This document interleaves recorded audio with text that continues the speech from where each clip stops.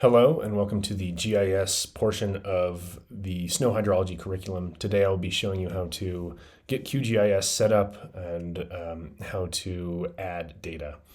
So I'm working in 3.34.10. You will probably be in something slightly newer, but they should be equivalent.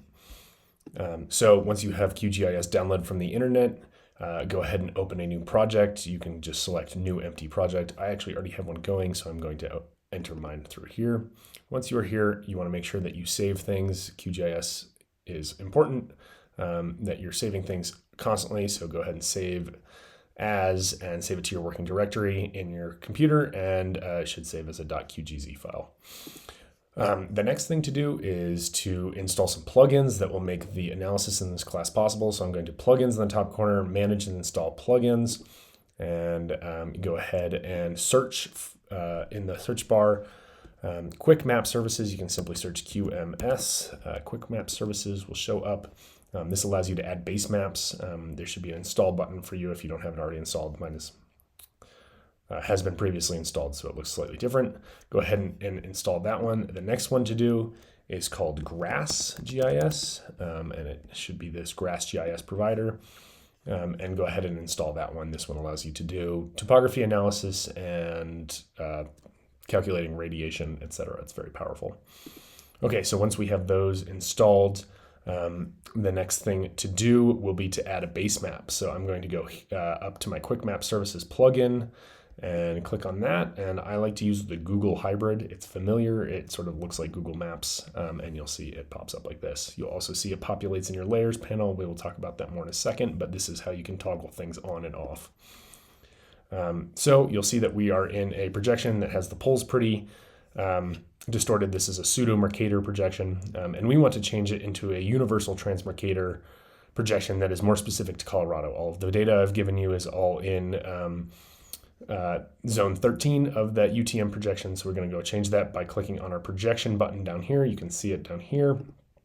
And if you search 32613, the exact one will show up, WGS 84 Universal Transmercator Zone 13N.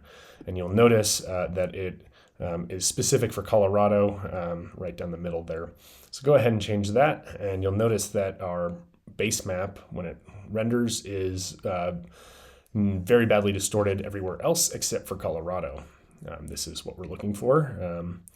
It's taking a second to load, but now we're here in Colorado, and let's add some data. So in that zip file, you can uncompress that and save that to your working directory, and it includes several things. I have a couple shape files, so you can see the East River Basin shapefile. The East River Basin is where Crested Butte is in the Elks Range of Colorado. And then I've also given you several raster files of 50 meter and 3 meter resolution. Let's start by adding this digital elevation model of the East River Basin.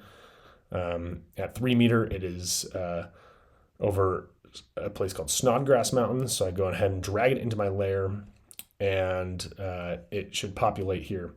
Now, it's kind of hard to find these things, so I like to do right click, zoom to layers, and here we are. We've just zoomed in. You can see the Crested Butte ski area is here, Snodgrass Mountain is here.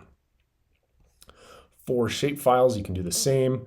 I'm going to choose the Snodgrass study domain here and go ahead and drag that in like that. It populated beneath the DEM, so it's not visible. So I'm going ahead and drag it to the top here, and you can see that we have just added in our study domain. It kind of follows a road, so that's why we've chosen that.